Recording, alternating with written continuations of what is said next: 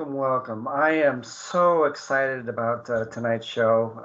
Well, I don't know if exciting is the appropriate word. I am very blessed being able to connect with so many incredible guests and talking about so many different things. And we're going to revisit subject matter that we talked about before. But before we get into that, I just wanted to thank everyone who's listened to my show and watched my show on YouTube. If you're interested in learning more about my show and the two books that I wrote, Finding Your True North, A Bully Teen's Journey of Hope, or Nowhere Man, you can find it on my website at lifewithoutlimitshow.com. That's lifewithoutlimitshow.com. And as far as the YouTube, if you get on my YouTube, and I would love to have you subscribe to my shows, because these shows are, I just love these people that I have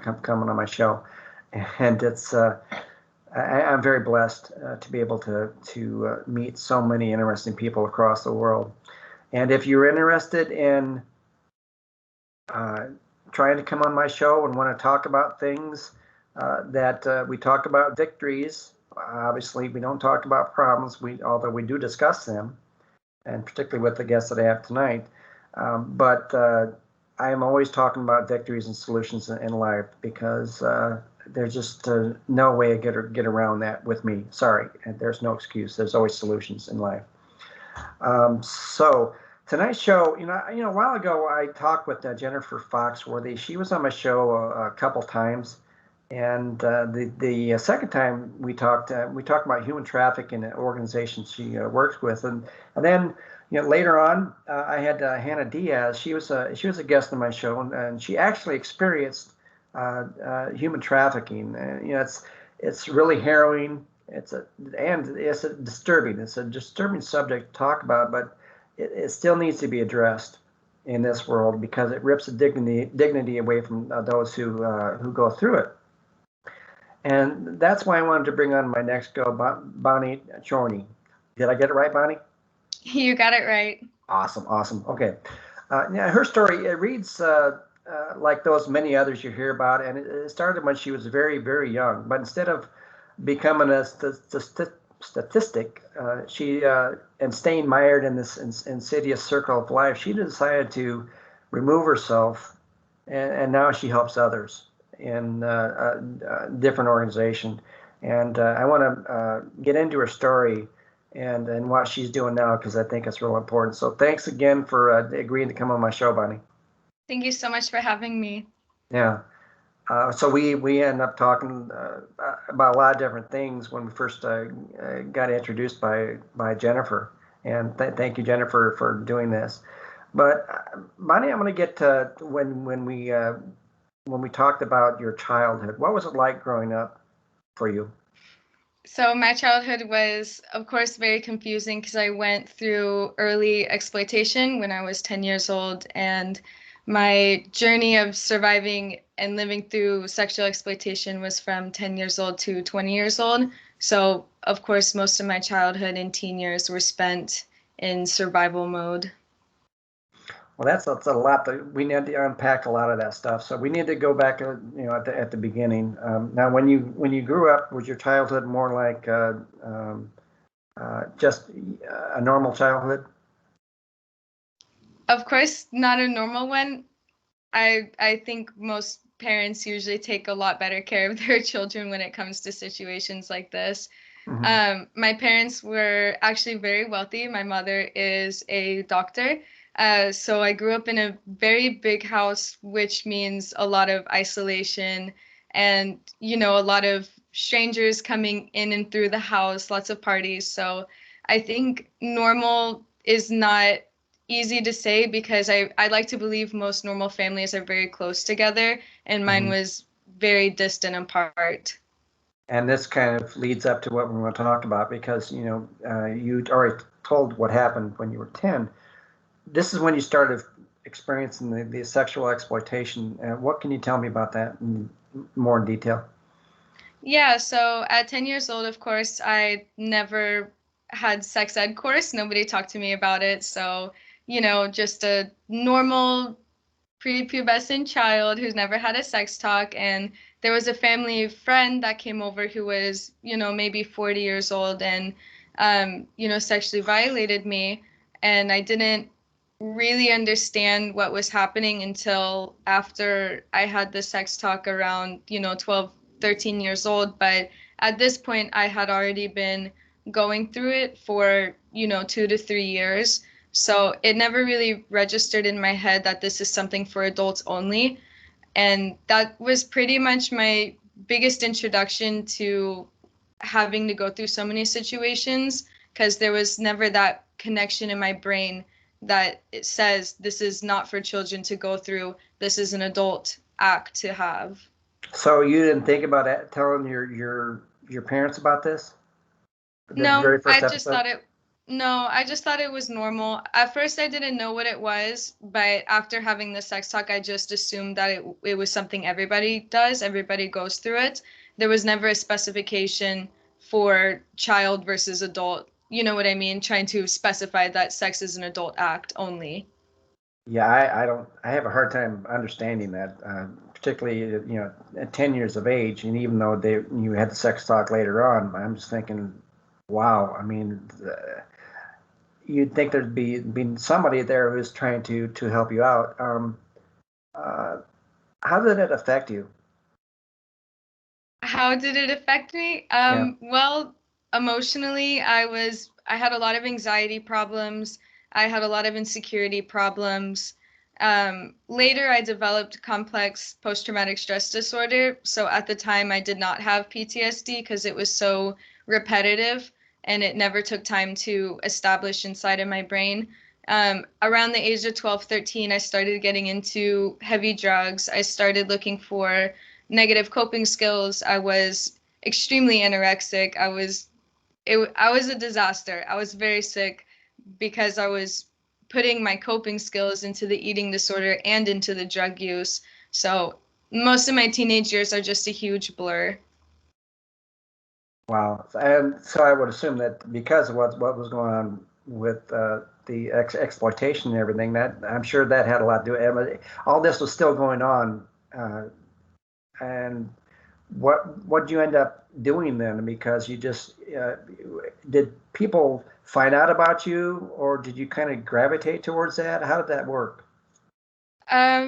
People gravitating towards me, I'm not really sure about, because most of my exploiters and abusers were strangers. So I know that it's more common for family members to be the ones targeting a child for exploitation, but a lot of strangers hurt me, and I just truly believe that if you don't teach your child the red flags and to look out for dangerous strangers, the dangerous strangers will look for that vulnerable child. And, I feel like I kind of wore that stamp on my head without even knowing it, because I had no guidance of this is okay for a child to do and this is not okay for a child to do.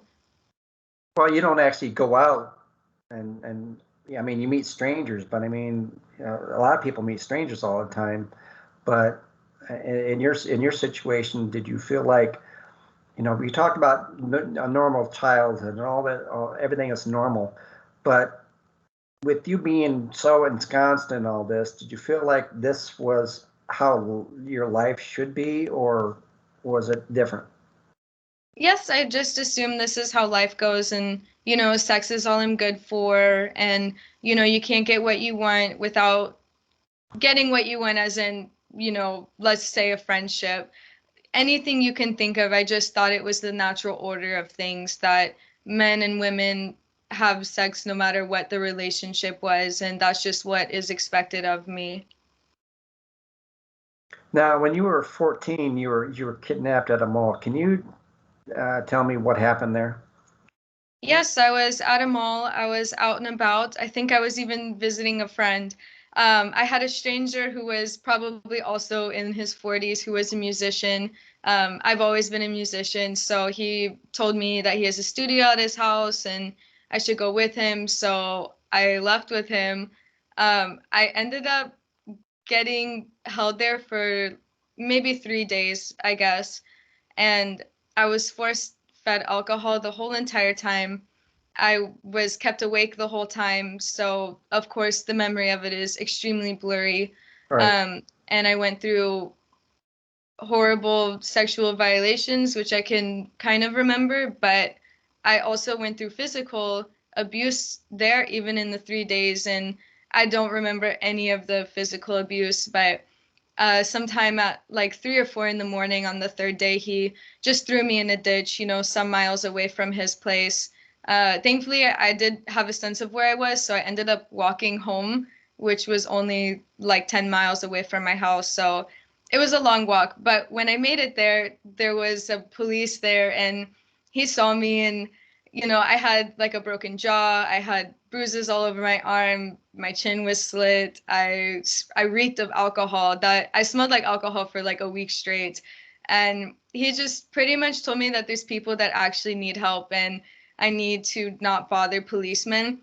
I was still so intoxicated. I just walked up to my room and went into sleep, but yes, I could not eat for a long time. It was very painful, and to not remember it, I guess I fell, honestly. I don't really know how my jaw broke, but and that's it. That's the end of the conversation about it, because the conversation just never got brought up. Nobody asked me about it. I just cleaned myself up and moved on. You mean your parents after those 3 days? I don't understand. I have a hard time understanding. You're gone for 3 days. You'd think that somebody would say something. Hey, she's gone. Yeah, I guess that's why the police was there. I don't know why the police was waiting in front of the house, or when they called him, but he was there when I made my walk home, which was like 4 or 5 in the morning. And did the police investigate this at all, or? No, he just told me I was wasting his time. I'm flabbergasted. I just don't understand that. So did they ever catch the guy at all, or?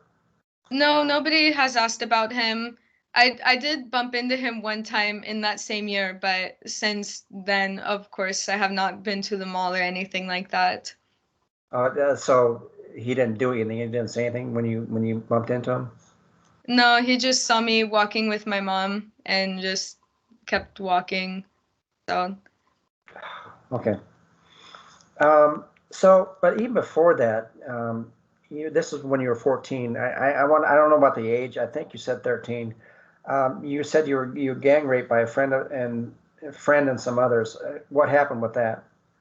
yeah, I don't want all the details. Okay, I really don't want no, to get into that. I'm But not yeah, giving you the details. yeah. I, I was 15. It was set up by Oh, college 15. students. At the time, I had skipped 3 grades, so I was already in high school classes, graduating with an associate's degree. So, of course, most of my classes were inside of the college. And it was just set up by a college friend and his college friends. And so after all this happened, because you're going through all this, you were 15 years old, so we're looking at what, 5 years now in this thing. Did you kind of feel like um, your identity was this, and trying to live that life? The gang rape was when I realized that something is wrong. Like it was just painful. It was scary. It was so unexpected. So this was the first time I did sit my parents down, and I did tell them about a situation that I went through, being this one.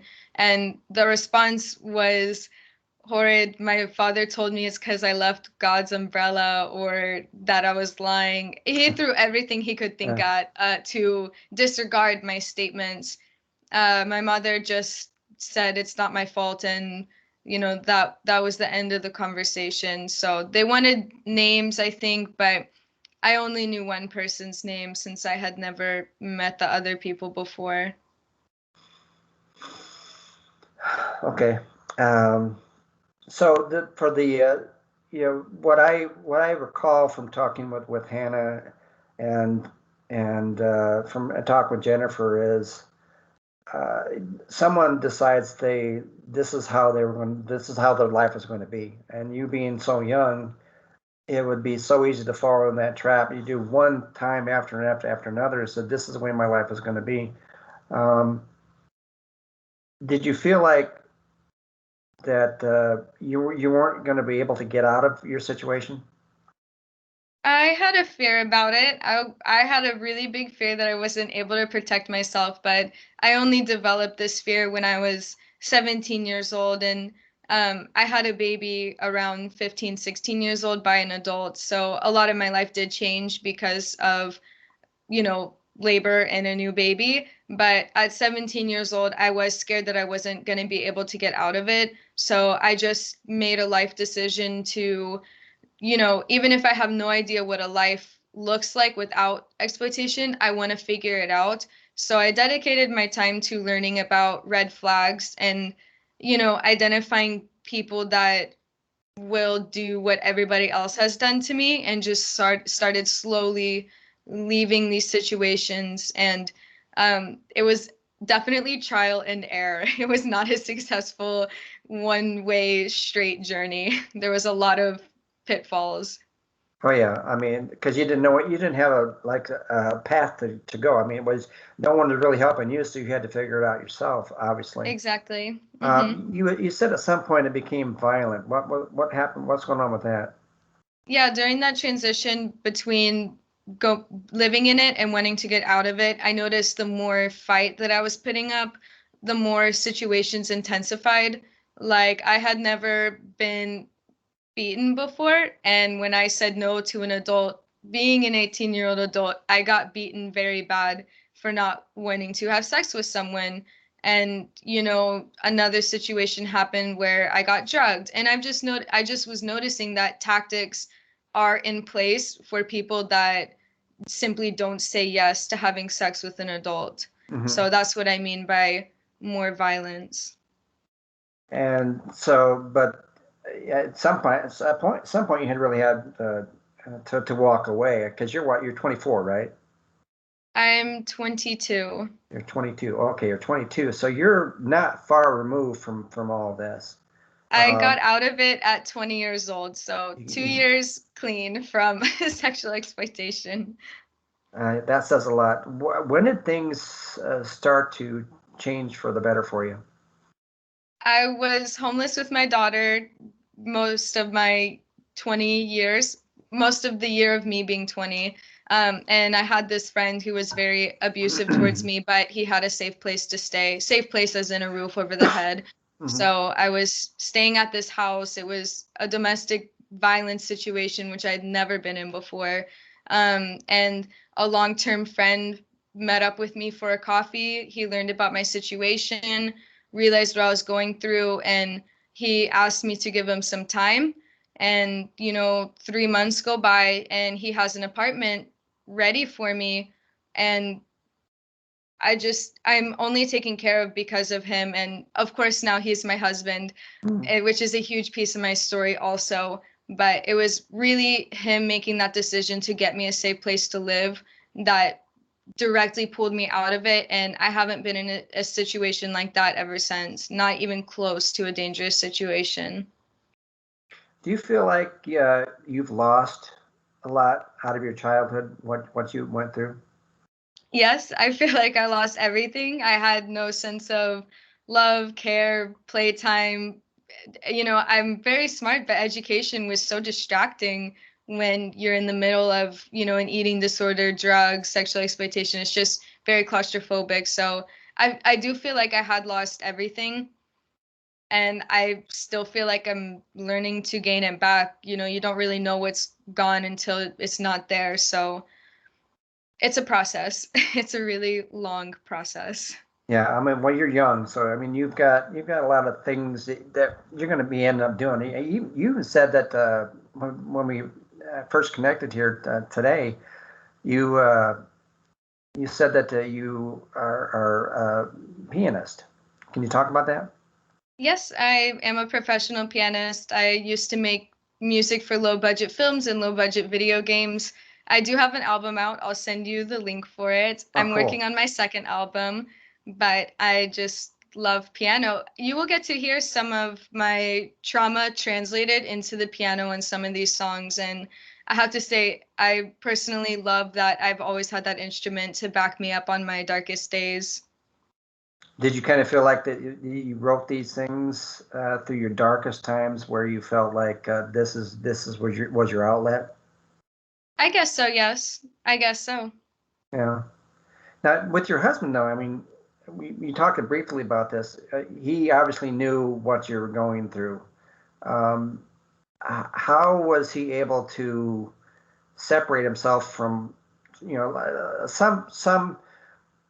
some significant others? They have a hard time dealing with what you went through. It says, you feel like, I can't think of the word I'm trying to think of, but basically you've gone through a lot of this stuff. I don't need that on my head all the time. How was he able to separate from that? He chose to take on the problem. He knew what he was doing. He walked in being the knight in shining armor, and I still can't believe it to this day that he made a decision to be that person for me. But another thing, he is 20 years older than me, and he grew up in USSR. So if anybody can handle these extreme problems that I have, he's definitely the one for it. Yeah. Well, that's good. I'm glad you found him, because otherwise, do you think if you hadn't found him that you'd still be on this path?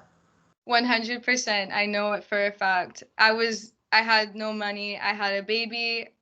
It was the hardest part of my life for sure. Even going through traumas as a child, those were, of course, the most traumatizing, but being homeless with a child and like just wanting to have a safe place and having literally no helping hands, it's a pretty desperate situation. Not a lot of people are lucky to get out of it. No, and I always wonder about this, because I was talking to Hannah about this when she was on the show. Is even though you are young, I mean, 10 years old, and all those formative years and everything, um, some people in the audience might think, and I guess to point, I would think the same thing. Why is it so difficult to walk away from what you're going through? As a child, I'm sure there's lots of different reasons depending Yeah. on who the perpetrator is. Being an adult, I personally don't know. I've never been trafficked or had anything like that before, so I feel like my situation as an adult is not nearly as severe as other adults went through. Yeah. And I simply couldn't walk away from abuse because I needed a place to stay. I could not live in the car with a baby forever. Mm-hmm. But as a child, once again, there's a lot of different situations that hold it down. Like, even if I never saw a stranger again, actually, three of my rapists are very good friends with my parents. So they would be over at the house. One of them was a family member. They'd be at every family gathering. One of them was a friend. My parents would ask these friends to come over. So there's situations that are kind of out of the child's hands. So if they're going to the house and everything, do your parents know this? What you went through? Yeah, they know now. It took some years to tell them, but they know. And of course, nothing has changed. They're still very much welcome at the house. Um, as you can see, my relationship with them is not very healthy. So it's me Yeah. who stays away. I let them live their life and enjoy their friends, and I just keep to myself. I struggle with that, because it's parents' obligation to look out for the safety of their child. And That's right. I don't want to judge your parents or anything, but just to me, it's if they knew what was going on, I cut every relationship I had with somebody who did something like that to my child. I don't get that. I just don't get that. And I feel Um, the exact same way. yeah. Did you confront these people, or just said it wasn't really worth it? Oh, it's not worth it. It doesn't, it's going against one person who will always be loved and supported. So it just is not worth my time. There's so many people who need help, and there's so many bad guys out there. And I feel like if your focus is to help the people who need help, there's going to be somebody else who will focus on fighting the bad guys. So I'm just keeping my head straight on helping other children who are in need. Is it tough? Because I had one show I talked about forgiveness. when it comes to forgiveness, do you feel it's easier to forgive the person, or is it easier for you to forgive yourself? Forgive myself. I don't believe in forgiving rapists or racist people. So these are Right. my drawing lines where I've seen people who are young, 24, 23, acting as a rapist. And you know what? They don't change when they're 60 years old. The chances of them changing are so small. And yet, why would I want to focus my energy on somebody who's choosing to hurt children when there's people out there who want to help children? So, of course, forgiving myself. Yeah, and that's good. I mean, you're at a good place, but you also suffered PTSD at some point, right? I mean, Yep. was it? I mean, when was that diagnosed? It was diagnosed when I was probably around 12, 13 years old. I had a small case of DID, dissociative identity disorder, and I was lapsing in and out pretty hard. So then they, rooted it back to PTSD. But yeah, PTSD is a very tough thing to heal. You never know when you're going to get triggered. So as the 2 years, even though it has only been 2 years, I've learned a lot about myself and being able to avoid triggers, cope with triggers. So I think the faster you learn tools to handle your PTSD, even if you don't see it coming, like how you can kind of feel an anxiety attack coming, the easier it is to begin healing yourself. What are some of those triggers? I mean, it is 2 years, but I mean, if you have that thought that comes up, I mean, how do you cope with that? Coping with it now, definitely no substances.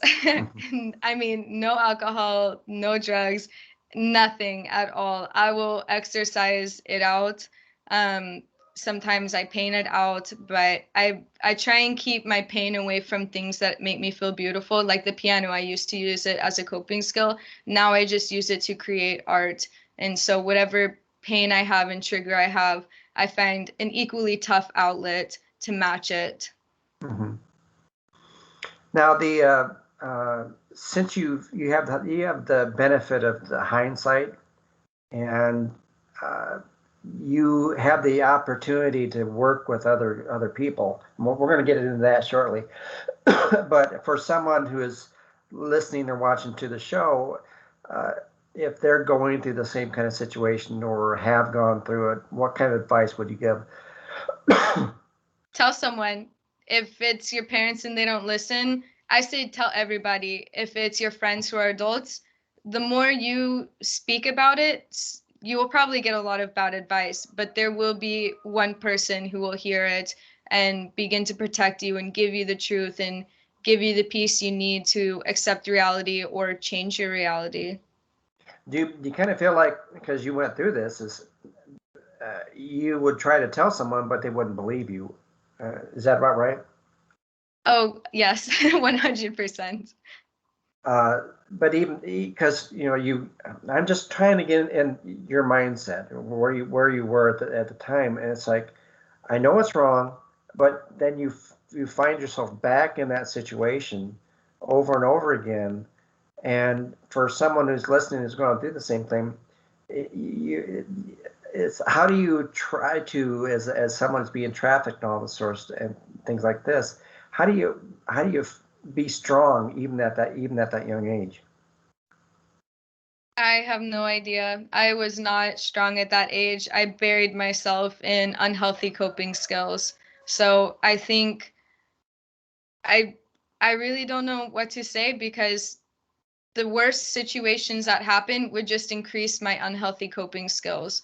So I think it depends on the person and how they not how they feel about it, but internally how they feel in their gut about it, because I didn't feel like it was wrong, so I didn't raise my voice on it. But if you're going through something and you feel like it's wrong and it's damaging you, then you should raise your voice about it. But with that being said, I didn't have anybody giving me awareness to situations like this. So if I did have an adult saying, this is bad, you shouldn't feel like this, you're supposed to be happy, then maybe I would have had that gut feeling that this is wrong and I need to do something about it. So, I mean, if it's not your own child, and you want to help a person like this, start an advocacy course, start a fact course, start a place where they can visually understand what this situation is. Now, you said at 12 years old, you were diagnosed with PTSD by some medical professional, right? And you told the medical professional what I'm going through. Don't they have an obligation to report that, or? They do not. Unless if you are suicidal or planning to kill someone, then they do not have a legal obligation to speak about it. So your parents knew what was going on. They found out when I was about 14, 15. About 14, 15, but even with that, you're still going through, you're still immersed in this. I would imagine that at some point they would have to try to jump in there and say, hey, we need to make some changes. Yeah, I wish that would have been the case. You would have thought self-harm, drug use, and severe anorexia would have been some red flags, but it wasn't. My parents were impossible to reach. They were impossible to talk to. Everything was arguments and yelling. So, at some point you're just wasting your voice. Oh, okay. I'm sorry. I'm still struggling with this because you, Bonnie, are such an incredible person because of your strength and your resolve. And even at a young age, it'd be so easy to jump into the victim mentality, but you refuse, right? Oh, yes, refusing. But you talked about trying to help people who kids are going through the same thing, but you decided to work with a different kind of trafficking, and you got involved with an organization called Mission Jade. Can you tell me what this organization's about? Yeah, that's right. So Mission Jade fights against the labor trafficking of children. Just a quick little backstory. I have an adopted sister from Ukraine who lives in Guatemala who was adopted by Guatemalans. And I have a Guatemalan brother who lives in Houston, Texas. So Guatemala has always been a part of my life. So Mission Jade fights against the labor trafficking of children in Guatemala. Recently, I have finally bridged into an indigenous community thanks to some of our members down in Guatemala. So we help indigenous children and children in hazardous work sites. So the main labor trafficking in Guatemala is agriculture sites, which is why we started working with indigenous communities. Is it because well, this is a little bit different than what you went through. Obviously, this is more labor, right? That's right. But how has that helped you out? It has helped me because I'm being progressive in fighting against child exploitation, even if it's different from mine. I do one day want to help sexually exploited children, but I want to open a refugee for sex trafficked male survivors in India. So there will be a self-fulfilling prophecy one day for my sexual exploitation survivor story. But for right now, the child starvation in Guatemala, the crime, the using children as drug mules, the labor exploitation, the breaking the limbs for, picking avocados or coffee beans is just, it shouldn't be happening. And it feels like it's something so tangible to help fight against. Because once you start doing anti-trafficking work hands-on, you're actually making the real difference. Have you been to Guatemala to watch what's going on? Oh, yes. I go there twice a year. And what have you witnessed? In Zone 3, the city dump, I did get to get a city permit to enter the city dump, which is about 40 acres. They call it a cemetery because societies are born and die inside of this city dump. Some of the craziest stuff I've seen there was new garbage trucks coming in, children eating cake with maggots in it, people drinking sewer water, people with light brown skin, looking as dark as the night, even the crevice in their eyes and the inside the palms of their hands just literally filled with dirt. That has been the most heartbreaking. thing I've seen, because of course this is extremely under the poverty line. I mean, people are living, eating, dying, and breathing dirt and garbage. So we work with a prevention education program in this community.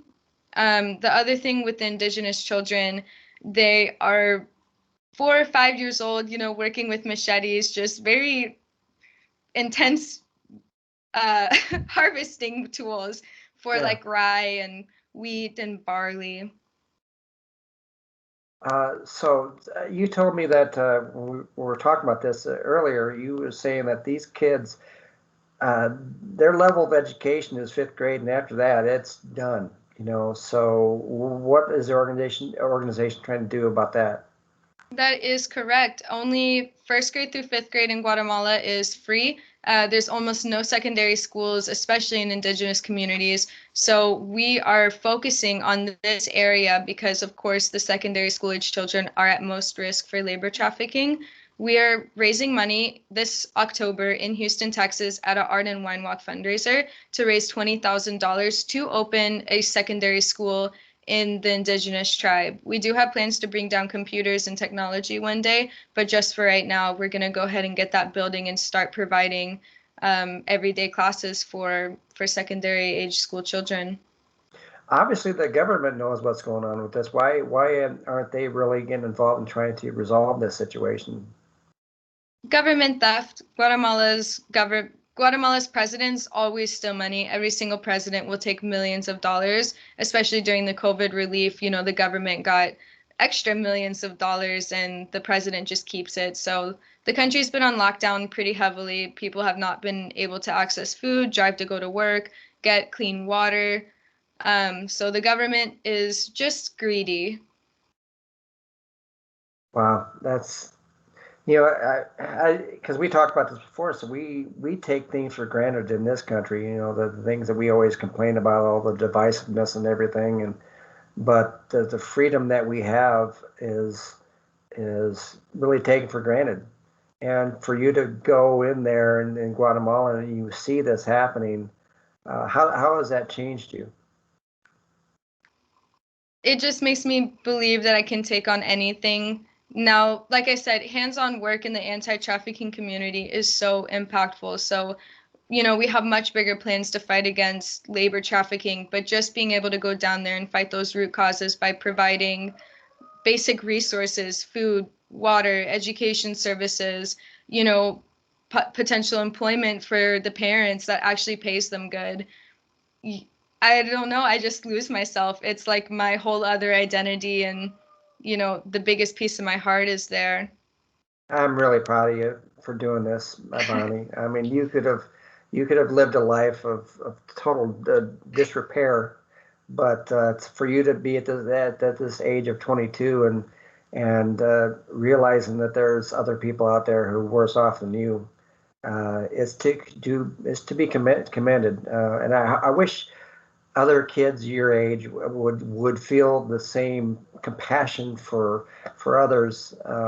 But you need to continue doing this because it's something that I wish that I would have done when I was a young person like that. It's incredible. How do people find out about this organization if they want to donate? You guys can go to the website. It's missionjade.org. And we also have a Facebook page. You can always reach out on Instagram too. We do have a LinkedIn. So the website is the easiest since we have all the information on there for the events, the fundraisings, programs, our children. It's all on the website. But if you want to reach out on Instagram or Facebook, our handle is Mission Jade. I'm curious with the kids. You go in there with supplies and food and things like this. How are the kids accepting that? They feel they don't deserve it, or are they appreciative? I would assume they're appreciative. They're very appreciative. Oh, yes. Yeah. It does take a minute to get welcomed. I used to work in a more southern city in Guatemala for most of my life. So I've just recently started working in Zone 3 in Chimaltenango, the city dump in the Indigenous community. So I personally like to go down there, make myself known. We do a community needs assessment to figure out how we can help them the best, unless if we already have an established relationship with them. So I go down there, I try and see how the community likes me, if they'll welcome me. how we can help, and then we take it from there. We build a program for them, and then we get a Guatemalan staff member to administer the program. Now, I would imagine, because what you went through, there's a level of trust that you cannot have with I should say cannot, but you would have a difficult time having trust towards somebody who you think would want to help you. Do you find that with the kids when you walk in, because they're so immersed in their life of being trafficked and labor, all that sort of stuff, and when someone comes in and tries to help them out, do you feel that it takes a while to gain that trust? Yes, I think especially because I'm not Guatemalan, but it's nothing that cannot be overcome. There's always a good relationship after establishing a little bit of trust. It's pretty cool, because when I work with the kids with 5-star, I see the light in these kids' eyes once they realize that they have potential. And I can almost imagine what it's like to see the smile in some kids' eyes, that they have actually someone who actually cares about what's going on in their lives, and it's pretty cool. Yes, even if they don't understand it fully, that is 100% okay. We're here to provide opportunities for them. Well, that's about all the questions I have. Bonnie, I was trying to think of anything else. Is there anything else you wanted to discuss? Well, we are having the Art and Wine fundraiser in Houston, Texas on October 3rd. If anybody is interested in participating from afar, joining a fundraiser that we'll be hosting in Guatemala, if you want to jump in for volunteer hours or take interest in one of the programs we are launching this year in Guatemala, just visit the website and reach out. We have tons of opportunities since we're expanding so much this year. I would assume that it's kind of difficult to actually go with you to Guatemala, but what you're talking about is if they want to donate money, you can donate money to the organization. So that's I am so happy for you, Bonnie. I really am, because to hear your story from the beginning, and Hannah was going through the same thing. She refused to have this victim mentality, and now she works with organization for human trafficking and sex trafficking, that it's changed her life, because you now have this self-worth that you're actually accomplishing something. And yours is a little bit different, because you're doing something that's not necessarily with the sex trafficking. Although, is there an issue there in Guatemala with that? With sex trafficking, yes, but mostly for girls and the LGBTQ community. Oh, okay. Because I would hope that kids at age 5 aren't experiencing that. So, all right. Well, I appreciate you coming on my show again, Bonnie. It's been a joy, and I know you're going to achieve great things. Just stay focused. Don't look back.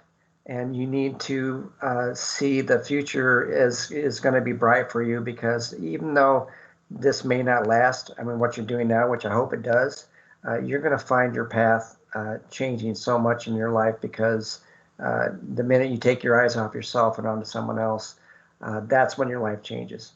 And that's right. And you just let things go in your past, because you can't change the past. That's right. Very well put. Thank you so much for having me. All right. As I end all my shows, I want everyone to smile infectiously, laugh genuinely, love unconditionally, live courageously. I believe in all of you. I believe that life will change for you once you decide that you're not going to live in a life of status quo and a life of mediocrity. Because once you make that determination, once you make that decision that there's more to life than sitting on the couch and watching TV, which I do on occasion, you're going to be able to accomplish so many great things. But like I always tell everyone else, you got to make it happen, because if you don't make it happen, don't wait for it to happen for yourself. It's just not going to happen. So thanks again for coming on my show, Bonnie, and everyone have a great week.